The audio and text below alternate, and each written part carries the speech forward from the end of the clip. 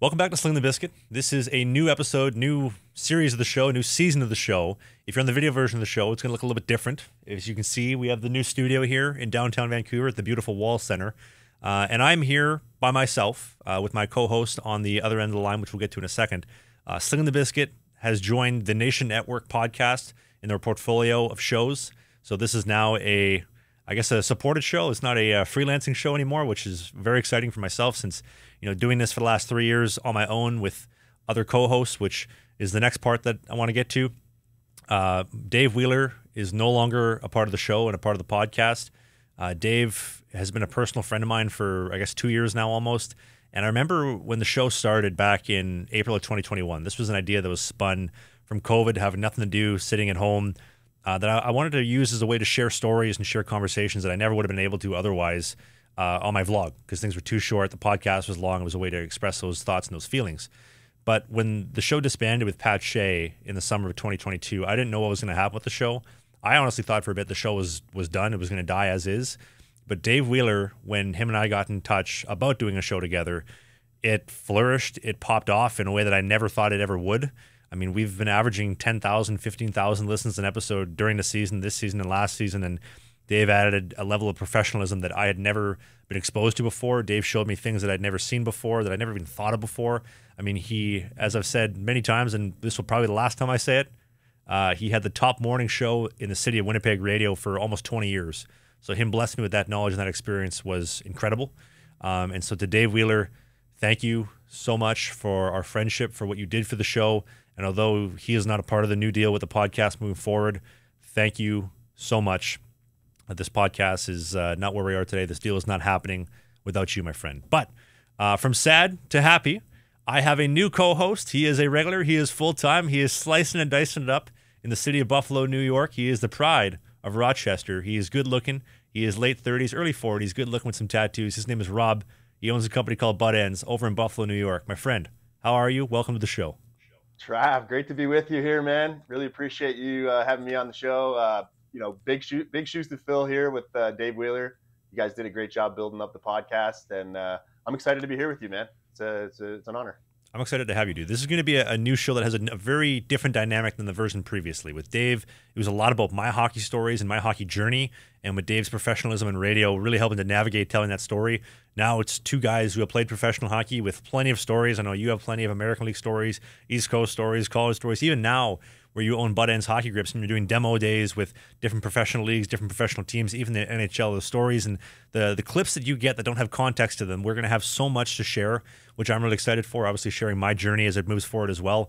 But you've been a friend of mine for years, and when the Nation Network and I started talking real serious about getting a deal done to bring the show more to a platform that could help grow the audience, the first person that came to my mind, with Dave not being in the picture, was Rob. Rob is the guy that I want. I don't want anybody from any other broadcasting company. There's nobody on this planet I want to do this show more with than Rob from Butt Ends. Oh, it means a lot, man. I mean, you and I have had quite a journey together so far already. The last couple of years, doing a lot of stuff, all the way back from hanging out with you in the Junior B squad up in Arborg, taking the bus to the PA, all the way to this year in the Fed, getting to see you get your first start up there in Watertown. And now I'm happy to be here on the show with you, man. It's great. Yeah, you've been with me for the whole journey, dude, from the Junior B days. Literally, I think you may have been one of the first people I ever met from the internet in the influencing days. This is, 2016, 2017 we met. So it's come kind of full circle. And like I said, I couldn't be more excited to share this show and these stories with you. I did want to say to the audience and to the loyal members, so this is why there was no episode last week, was finalizing this deal with the Nation Network to get the podcast in this studio and to get everything up to snuff and up and running. I did want to say as a disclaimer, the show itself will not change. You are not going to see crazy amounts of gambling ads, alcohol ads. It will be the same Slangin The Bizkit podcast that you have come to know and love, with a little bit of a different vibe between Rob and I. But as far as the other stuff goes, it will remain stable. And we hope that you love the new version of the show. And what do you say we get into today's show, Dave? Or Rob, sorry, force of habit. You're a pro. I'm sure you can edit that part out, man. Yeah, editing. Well, why don't we get into this? So this is something that a lot of people have been asking about. And I've been obviously curious to kind of see it unfold. And I know when we were doing our prep for the show beforehand, you were asking about it as well. But my hockey playing career, where is it heading? Where am I at? Interest for teams over the holidays. Like I mentioned, there hasn't really been a new episode of the show in 3, probably almost 4 weeks with the New Year's special and then no episode last week. So this is the current breakdown. So it's been 2 months, a little bit under 2 months, since I was released by the Mississippi Seawolves. There has been contact with multiple Fed teams. I'm not going to mention names for obvious reasons. As much as there's been interest, there has been, hey, listen, man, I know what happened in Mississippi and Watertown and Motor City. It wasn't fair how they treated you, et cetera, et cetera. And I wanted to go off on that for a sec, because the reality of the situation with minor pro hockey, and I want Rob's opinion in 2 seconds here, because Rob knows all about this. Professional hockey is not fair. Life is not fair. How I was treated in Mississippi, Motor City, Watertown was not fair. The splits that I've had with girlfriends and relationships is not fair. Street fights are not fair. Fights that happen on the ice are not fair. My parents' divorce was not fair. Things in this lifetime are not fair. You have 2 options. You can accept it. You can embrace it. Say, listen, I can't change this, but I can make the most of my situation at hand, or become a forever victim, and that becomes your new identity. I picked the first of the 2. This doesn't define me, and we're moving on. Team doesn't want me. All right, so be it. On to the next part. I'm going to keep skating. I'm going to keep training, because there's nothing else to do. Right? Like, you can sit there and be a victim, or you can make action, and you can take actionables to achieve your goals. And my goal is to continue playing hockey wherever it may be. If it's in Europe, that would be awesome. If it's in the Fed, so be it. I do want to continue playing hockey, and I don't think the story is done yet. Yeah, I mean, I think you hit the nail on the head. Just what you were saying. Life is gonna, kick you in the butt, and it's all really about how you pick yourself up and keep coming after it. And I think you've shown, just like the reason why people love you and the reason why people follow your channel is because you've shown that you can, withstand the adversity and make something out of it, no matter what. And it's true, like what you said. No matter what league you play in, like whether it's the Fed, I played in the Coast, the American League. I hear stories from guys even in the NHL. And it's the same thing, when you play pro hockey, especially, there's a term we say, like, your meat on the hook in pro hockey. And it's just, there's another guy waiting in line to do your job. And it's a greasy business. And, you have to kind of expect that. But, when you expect that and you take that on in your life and you can overcome obstacles, and that's what's going to make you a better person in the long run. And you're showing that right now with what you're doing. You're making the most of the situation. And, you're not expecting handouts from everybody, and, you're going to create and forge an opportunity for yourself that's going to be, better for you in the long run. So that's really a good lesson to anybody that's listening, just to expect that kind of behavior is going to happen, but overcome it and just keep going forward, keep plowing forward. I love the point that you made about the man you become. Because I think my hockey story, although a lot of people don't like it, because I think my hockey story reflects a mirror back to a lot of people of things that they weren't able to do. Because I'm not overly skilled. I don't have this overwhelming attribute that is just like, oh my God, he's so good. I'm just a guy who enjoys hockey, who doesn't take no for an answer, and just keeps on going along. And there's so many people, for whatever reason, because it is easier to throw hate up the ladder than to drop it down. Nobody drops it down. They just keep climbing. If you're down below me on the ladder, you're throwing it up. But it's easier to drop shade and to drop hate on that than to appreciate and say, wow, like, that's inspirational. And I think my story essentially would be, they drop the bomb, and then boom, out from the bomb comes Trav, this cockroach. You just can't kill him. He goes to Watertown, boom, goes to Mississippi, boom, next opportunity. I just keep on going. I crawl out of the toilet, out of the bombshell, and it's on to the next opportunity, right? Like, it's not personal, it's business. I could sit here and be upset about all these different things that happen, but guess what? It happens to other guys. It's happening to me. It's going to continue. And this is the sad thing. It's probably going to continue to happen, because that's just the business of things. Yeah, but you're really making the most of it. You know what I mean? And I thought you were going to say Phoenix rising from the ashes. I didn't know you were going to go cockroach, but you know what I mean? It's a good analogy. I say cockroach because people don't like me. Phoenix would be people like me. I know. In my head, though, I love you, so I'm thinking Phoenix. But no, you're right, man. And it's really a lesson for a lot of younger athletes too. Like, if you want to play hockey at pro level, or really anything, any business, any endeavor that you're going to undertake, expect, there's going to be people that are going to try to bring you down. It's not going to be fair. And it's really how you respond to the adversity that's going to, open up your life for you and create opportunities, like things that you're doing right now, for example. Well, and I think that you going from playing professional hockey to owning your own business can attest to this, because you've seen this process out over 10 years more than I have. But the only thing you get to keep in the process is who you are. The man you become, you get to keep. The sticks, we joke about summer stock. If it's not nailed down, take it. You don't get to keep that, because the sticks get sold, they get broken, whatever. The team you play for, eventually, that's rented as well, because you're not on the team anymore. Eventually, that goes away. The person you are is the only thing you get to keep. Even the athletic body, the shape that you're in, eventually that goes away. That's only rented. Right? If you take it for granted and you start eating Doritos and chugging Bud Heavies, that all goes away too. So everything is rented. The only thing that you really own in this lifetime really is the man that you are and the person that you become in the process, and trying to take that, become the best version of yourself that you can be. It's really all there is to do. Yeah, I just realized that nothing lasts forever too. Like everything is finite. So, even if you're like, for my example, when I was playing pro hockey, I had a couple years where things were really good, and I was, a fan favorite in the organization, and everything was great. And then my last year, things didn't go great. I got injured. The fans turned on me, and like you realize, like, the moments that you had when things were good were something that you have to cherish, because eventually, like you said, everything will come to an end. And, you got to make the most of what you have when you have it, and then, continue to move forward after it's done. Let me ask you this. In your professional hockey career, playing, for Merrimack NCAA Division I, for playing on the East Coast, playing in the American League, what do you think the biggest change for you as a man was? Like, what did you take out of the entire experience the most? I think that's a good question, man. I think you grow up a lot. You think, well, for me personally, when I got to college hockey, playing Division I hockey, I was like, wow, Division I hockey, this is amazing. And then after that's over, like I said, you're there, and everything feels great at the time when you're there. And then eventually that comes to an end. That chapter closes, and then to go on to play pro hockey, you get to the pro hockey level, and you realize, like, wow, like, I thought college hockey was this like amazing experience and like super high level. And then you realize, like, oh, at the next level pro, here we go again. You're starting again. And, you realize that the college experience was great, but there's another level to this game, and it's a whole nother animal, getting to play pro hockey and dealing with, the different personalities that, let's say, that you get at that level. But just the experience of going through it and keep striving to get to the next level, it makes you, that much more, a better person as you get older.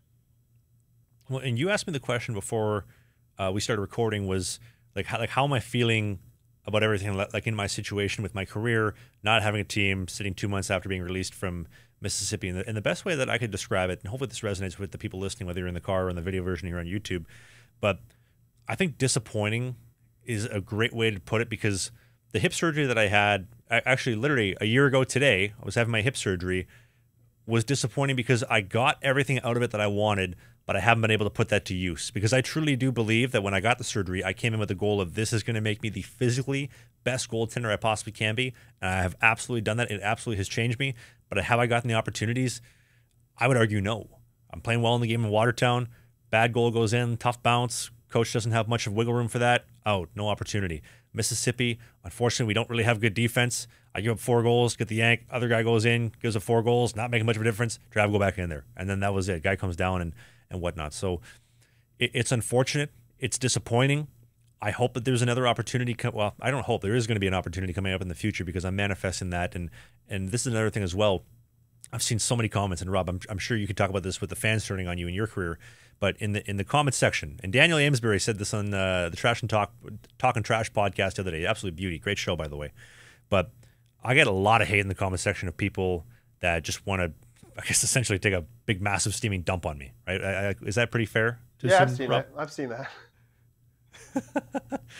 And a lot of those people want to say, listen, man, it's time to retire. Just pack it in, get a real job, go do this, go do that, et cetera, et cetera. Even if, let's just pretend for a second, even if I'm past my prime, it's time to retire, I don't have what it takes, I don't want to install that software in my mind, right? Like, I would rather sit here confident, ready for the next opportunity, happy, borderline delusional, than install software in my mind that says, I don't have any more, I suck. I don't want to live like that. I don't want to live like you if that's what you believe that I should be doing. So I'm absolutely not going to embrace that mentality. I'm going to sit here and be confident in who I am and what I bring to the table, because if I don't believe in myself, who does? Nobody.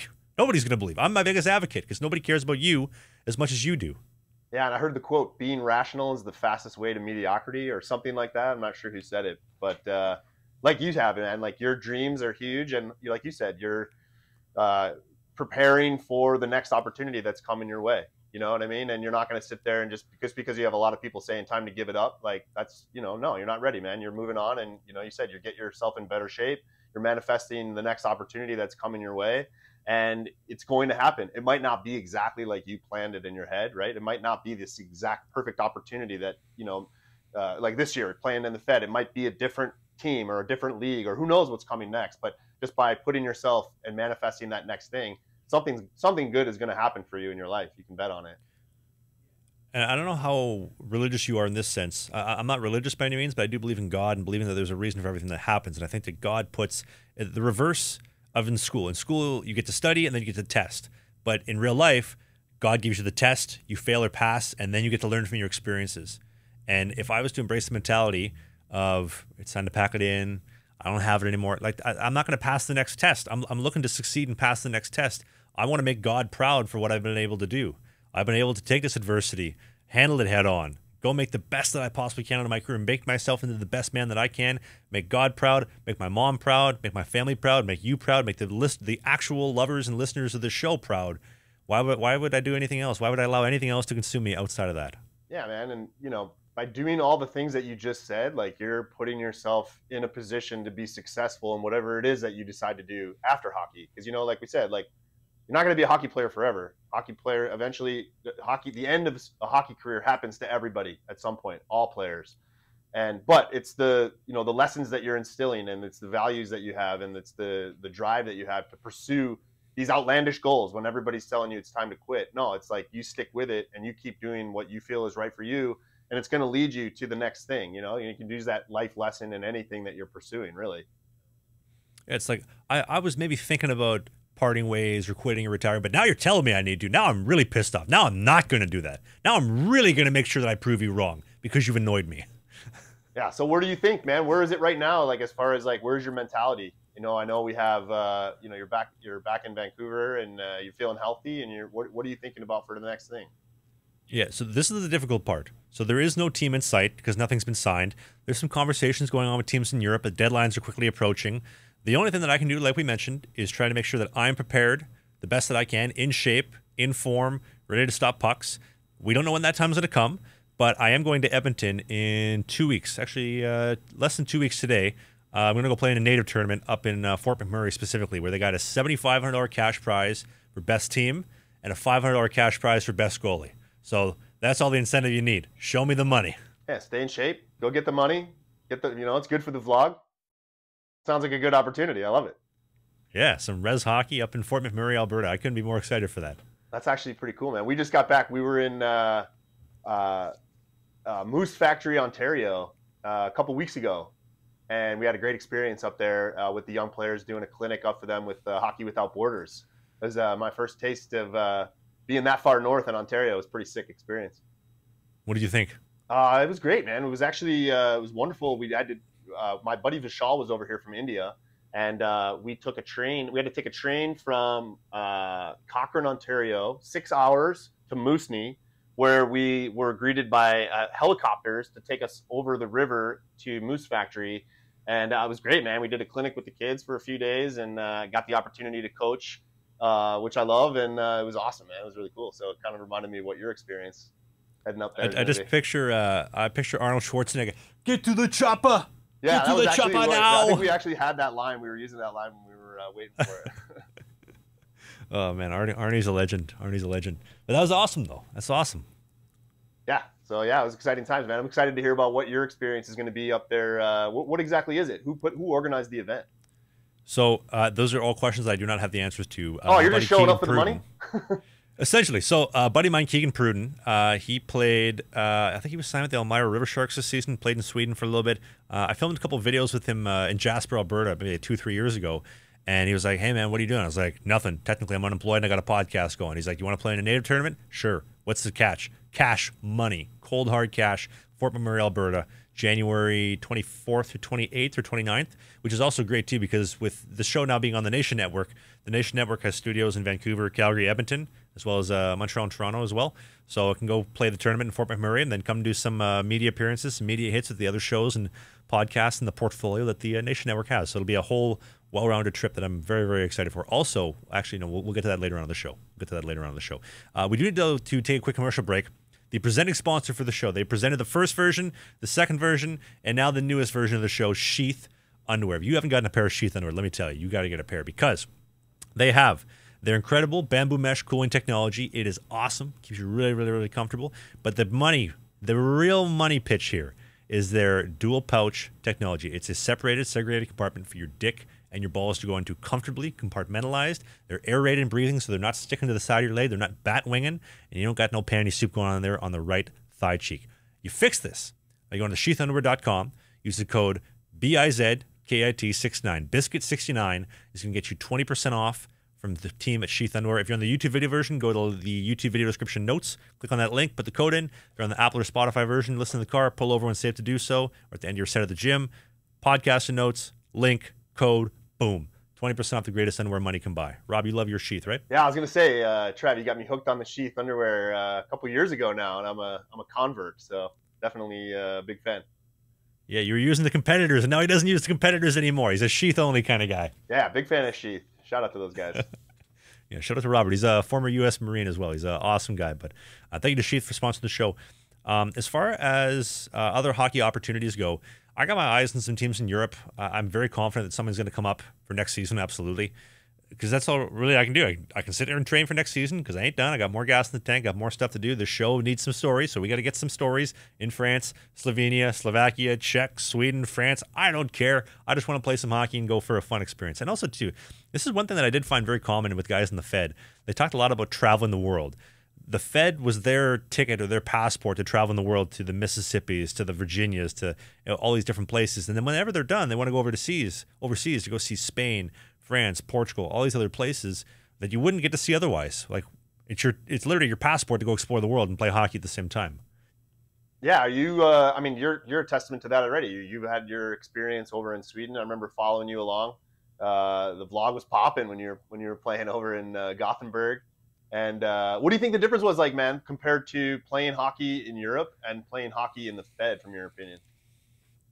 It was stable. I think the stability is the biggest thing because in the Fed, it's like, yeah, we sign year-to-year contracts, but like you could be gone tomorrow, you could be here next week. I remember when I got traded to Mississippi, I was having a phone call with my new boss, and he's like, hey, man, don't worry. I'm loyal to my guys here. When you come here, you don't leave. You stay here the full season. Boom, gone 2 weeks later. So that lasted. But in Europe, it's stable because there's actual money invested. So the teams have paid for your transfer card. They've paid for different licensing, basically to get you in the door, right? So to have a regular European player, it's almost free. Basically, it's free plus salary. To have an import, it costs money. So they have something invested, so they're a lot less likely to get rid of you, which is the big kicker why I love playing European hockey. And also, experiencing the European culture is different. I still love the pastries, the kennelbulle or the wienerbulle in Sweden, or the meatballs, the köttbullar. Yeah, oh man, they were I know so you were good. big That was on my the Swedish, meatballs. by the way. Oh, I turned into a meatball. My bloodstream, if you took blood work out of me, you would have seen like chunks of IKEA meatballs in there somewhere. So if you could have your dream, do you think you would go back to Sweden, or would you want to explore somewhere different over in Europe? Like, what do you think? I would love to play in Norway, to be honest with you, because I got that 1 week cup of coffee in Norway with the Haugesund Seagulls before they got shut down for the Cove. And Haugesund was beautiful. The hockey was really, really good. I feel, and this is me kind of putting my tinfoil hat on for a moment. Tinfoil hat on if you're on the audio version. I feel like I've experienced most of there is to see in Sweden. I'd just be kind of going back and repeating the same thing. Although I love Sweden, don't get me wrong. I would love to go and repeat the same experience that I had because it was an amazing time and I would happily go back. With that being said, I would love to experience new things. So if I wanted to go play in Spain, that'd be kind of cool. See some mountains, see some nice weather, see some nice ladies. Boom. If I wanted to go to play in Norway, that'd be awesome. See some mountains, go in the fjords of Norway. And just have an awesome experience. I want to see new stuff, want to experience new things, and I think the vlog wants to see that as well. The vlog wants to see the hockey. The vlog also wants to see the experience that comes with the hockey, I believe. Yeah, I mean, unbelievable. Your vlog experience obviously is amazing everywhere you go. And that's like you said, man, like Watertown even is, your vlog there is great experiences, and Mississippi, but then obviously to take it overseas like you did when you went to Sweden, it just gives the viewer, and I'm a viewer, it gives us like, a whole new environment and a place for you to explore and really like showcase and really show your talents. They dropped the nuke. And the cockroach comes out Here over to he Europe. comes. Here comes the cockroach in Norway. Let me ask you a question. I know you never got to play over in Europe, but did you ever think about playing in Europe when you were still in the pro circuit? Yeah, man. I was actually really excited when I was a player. My fourth year in the East Coast League was my fourth year minors. I was up and down in the American League, and I had my sights set on Europe. Like, I was thinking about jumping my last year. I actually got a call. I had an offer from, I forget even where. It was one of those leagues in like Norway or in Scandinavia somewhere. And I was in the middle of my 4th year, and I was still kind of, having the dream of like I could go back to be in the American League and then hopefully make it to the NHL. So I passed the opportunity up. But my idea when I was playing at that point was at some point I wanted to jump and go to Europe and have that experience. I heard a lot of my friends that would go, after playing a few years in North America, they'd bounce over to Europe and extend their career for a few years, travel the world, meet a lot of people, make some money. And so that was like my plan. But, like we talked about earlier in the show, man, like life comes at you and like plans don't always go the exact way that you want them to.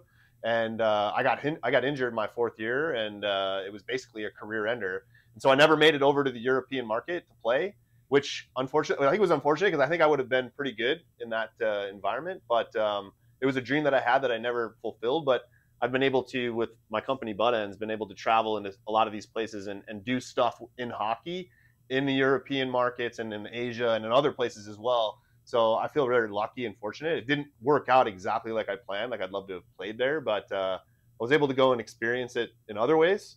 But yeah, man, I was jealous of you watching you play in Sweden and seeing the experience that you had with the culture and that style of game.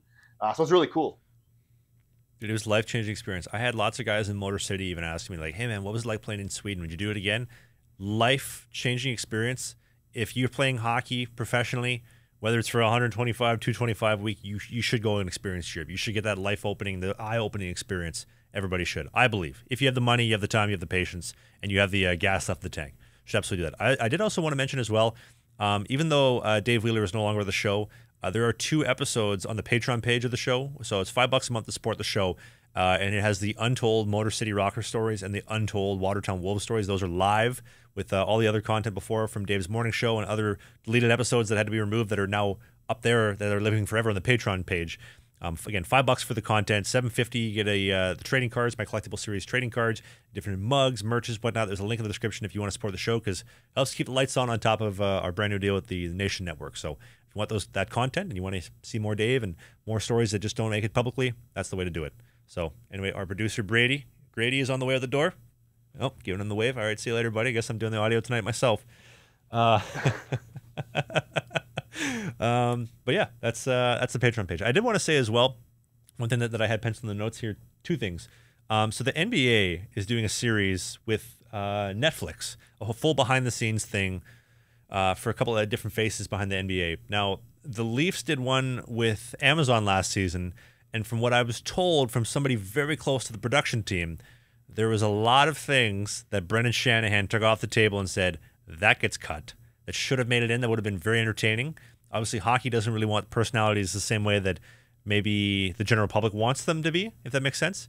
Do you think that there's a world where minor pro hockey gets on that, where like the Orlando Solar Bears or the Hershey Bears are like, listen, let's get on a Netflix series, an Amazon series, and let's show what hockey's actually like behind the scenes? Within reason, obviously. I mean, I think that's a great idea. I mean, it'd be interesting to see, but you saw it even at the level you were playing, bro. Like you're in the Fed, and you even see that level where they're like super tight about not letting anything. Teams don't want to show like how the sausage is made really in the locker room, and how like the hockey culture. You don't talk about what happens in the locker room. So it'd be really outside of the box for a team to be like, let's bring the cameras in and show everything, especially in the minors. But I think it'd be a great idea. I think it'd make for some great TV for sure.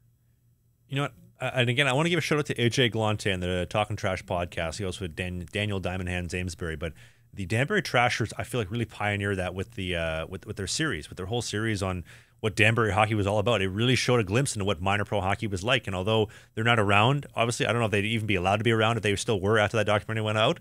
But like that is minor pro hockey in a nutshell, right? Like you have one guy owning half the teams in the league. You have a guy who's paying off certain guys and giving them fight bonus money, which you can't put in a contract, but you would never believe it unless you actually saw them giving them the money. You have all these other different things like the bus breaking down. Like we're going on a road trip. There's a hole in the roof of the bus. I'm freezing. We have no heat. They told us make sure you just wear the tracksuit. It was almost like it was a rookie initiation. Only wear the tracksuits. By the way, you're going to sit in the bus. There's a hole above you on the roof. Stuff like that happens all the time. And to document that and to put that out to the general public on Amazon or Netflix or Hulu, whatever the streaming service it would be, definitely not Disney. I don't think they would want that, but it would be awesome. But like you just mentioned, like I've tried to, I guess, kind of do that. And that's what I was gonna say. Your show is like basically, you're scratching the surface of, showing some stuff inside. Oh, how do I word this without getting myself in trouble? If I really wanted to show like some behind the scenes stuff, I absolutely could. I feel like I've shown very PG stuff. Like, so for example, when I was in Mississippi, I had people messaging me saying, "Hey, why would you show a video of you sleeping on a mattress in the garage?"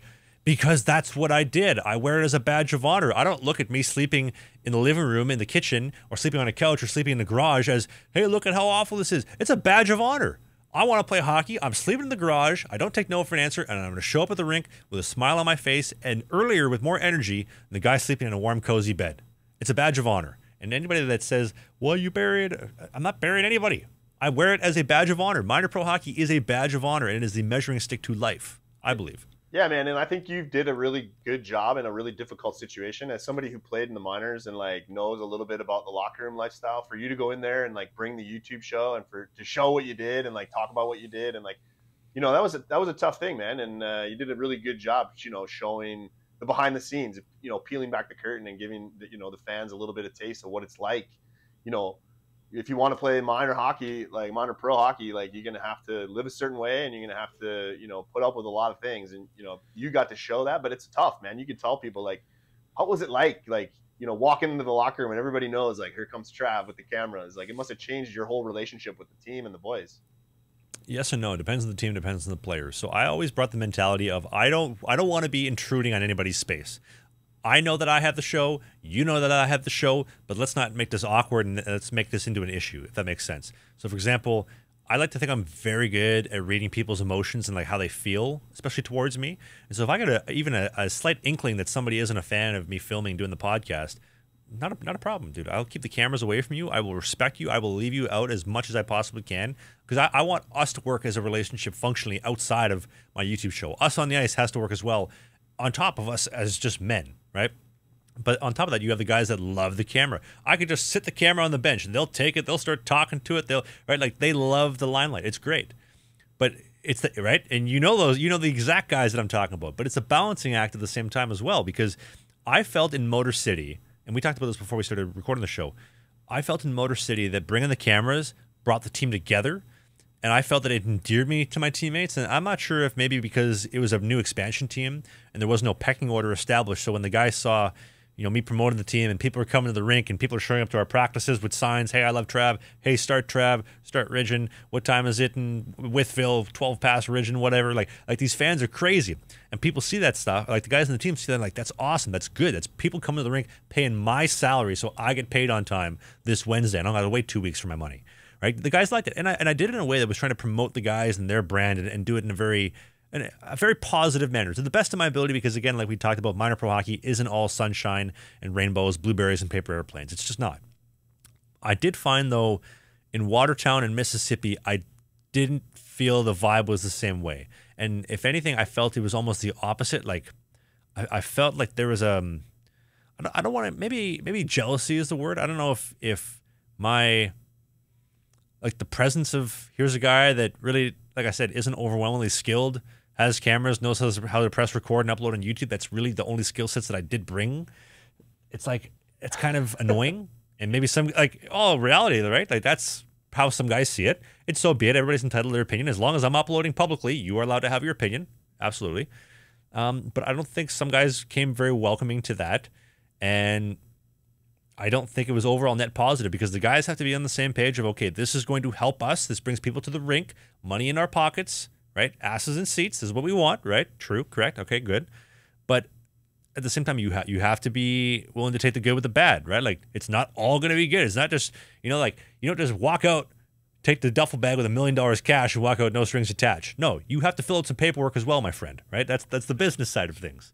Right. What do you think, Rob? Yeah, I mean, a lot of that, I think, comes from the top down, and I got to see it firsthand. Hanging out with you, with the guys with Motor City. I mean, you brought me in there to do a demo for the boys, and I got to be in the locker room with all the guys, and I got great vibes from that team, that organization. And you were part of the squad, and you were filming in there, making videos, and being part of the show that day. And the boys accepted me, and they accepted you. But it was funny though.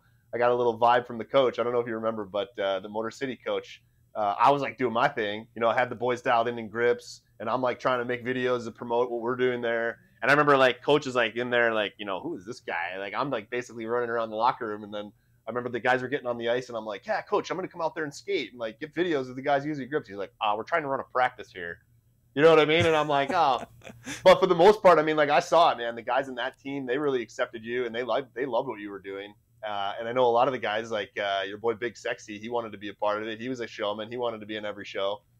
Big Sexy's brand exists because of what I was doing. That is the reason why Big Sexy exists in the online ether. Yeah, didn't you guys invent Fedzino too? Like, isn't that your thing? Yeah, Big Sexy and I came up with the Fedzino, and I created the persona Big Sexy for him, I guess, if you want to call it that. And I do remember the coach not maybe being so welcome to you. The part that I found confusing about that was, like, at the time, like, we had like 0 sponsors. There wasn't.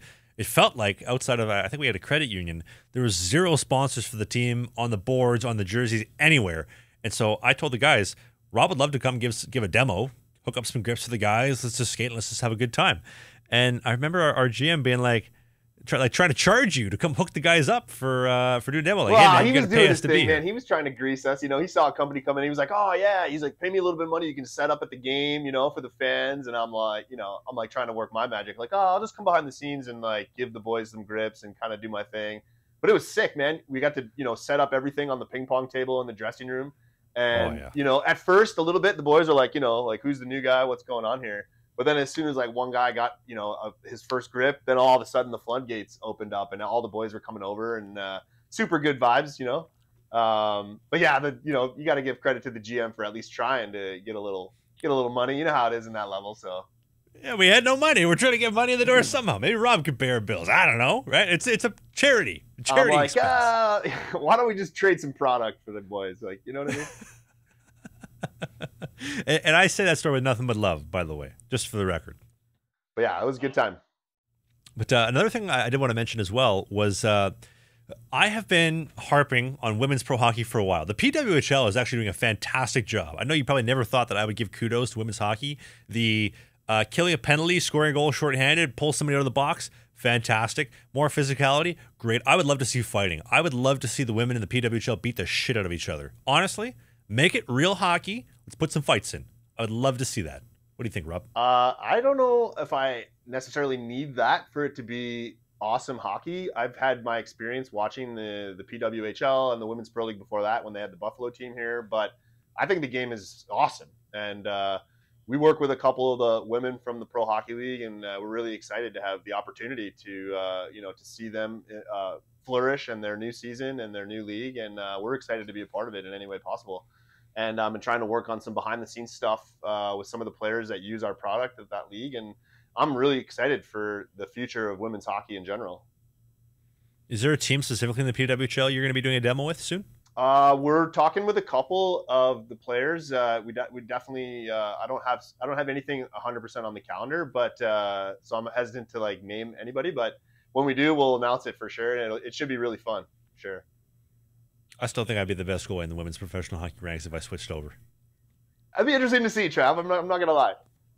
What do you think? Actually, why don't we talk about that for a split second? I have nothing going on. I'm technically unemployed. I got the show going on.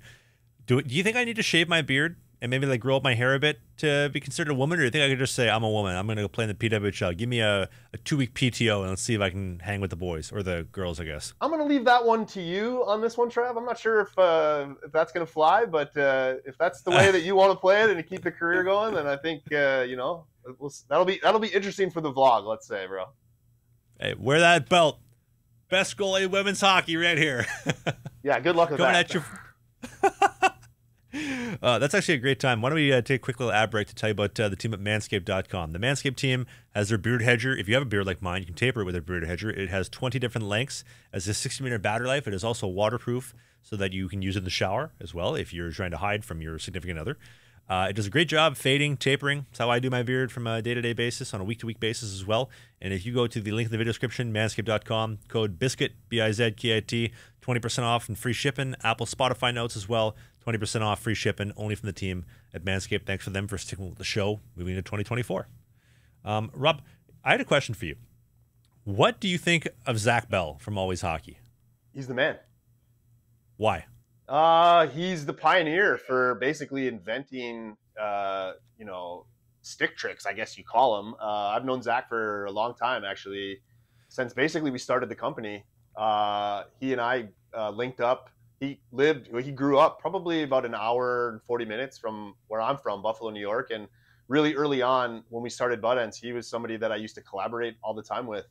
And to watch him, right from when I first met Zac, like I knew like he was kind of destined to be who he is today, like a very popular influencer in hockey.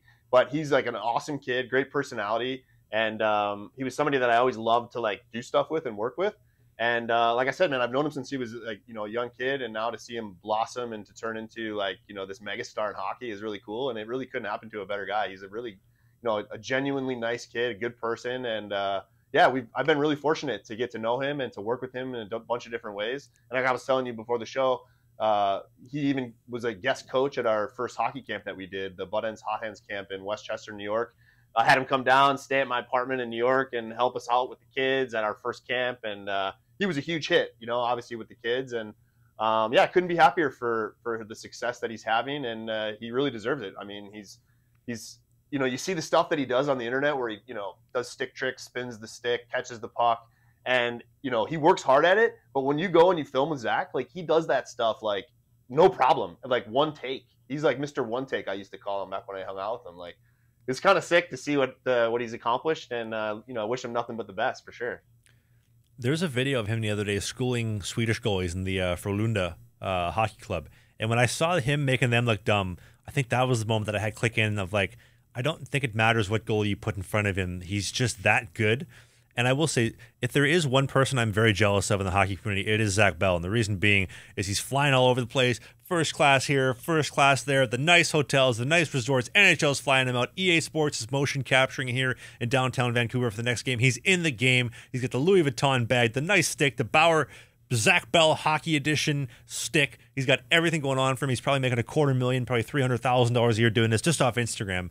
And I will say, I respect the hustle. I have nothing but respect for what he has done because, like you said, Rob, Zac Bell pioneered stick tricks, but I am jealous and maybe a little bit I'm envious, slightly jealous of what Zac has been able to accomplish. But all the credit to him. I would love to have him on the show. I've tried getting him on the show, but he said he wants to start his podcast before he comes on mine. Zac, come on the podcast here in downtown Vancouver. Look at this studio. Look at this studio. Come talk to me. Yeah, let's go Beller. No, yeah, Zac's a great kid, great guy, and yeah, man, I'm interested to see everyone where he takes the channel and where he takes his brand, and yeah, he's a great dude. I would love to have that conversation with him. I have so many questions I would love to ask him just on the business side of influencing, because there really is no conversations out there about this. I would love to talk to other podcasters as well, like Cam Jansen, Cam and Strix, or any of the other guys, because nobody wants to talk about the business of doing this, right? Like you and I talk a little bit about this, but there really is no public conversations about it. About what? About like being an influencer or being like what? Like a media personality on hockey? Yeah, because so I do this podcast, or I do my vlog. People look at it like, oh, wow, this dude lives in his parents' basement and milks his parents for all that they're worth. False. Not the case. This is what I do for a full-time income and a full-time living, and actually getting into the intricacies of how do I make money being an influencer? What is the day-to-day like? What is negotiating a brand deal like? What is working with different companies like? What is creating the content? I hate that word. It's so cringy, but what is that actually like? You've been hating on that for a long time, the C word. I hate that word so much. I hate the word content the way the women hate the word moist, right? That's kind of how I feel about that. But to actually go from a concept to here's the actual video, boom, we're going to throw it out there. Like right now, actually, your boy as well, Nick the Goalie and I, Nick Weston, because he's in North Vancouver. Yeah, we've been talking about shout out to Nick the Goalie. He's a real good guy, and we have actually a really good video series. We were talking the other day. We got to go for coffee, I think, next week to really hum out some details. But we're going to do a pros versus Joes series. And what is it going to be? Pros versus Joe. So I'm the pro, Nick's the Joe, pro hockey versus men's league. And we're going to do a competition of like fastest skater, like fastest from the net to the bench on a delayed penalty, a sumo hockey fight competition, fastest dresser, longest shot, just a bunch of goalie drills. Like we're literally going to do a beer league goalie versus a men's league goalie. What is the difference? This is how it looks. And we had this idea, like, because the video version on YouTube is going to be story driven. I want to do the story of like Nick going from a nobody to a TikTok superstar, and for me going from just junior B hockey to playing professional hockey. And Nick had this idea, and it's going to be really magical when we put it in a film format.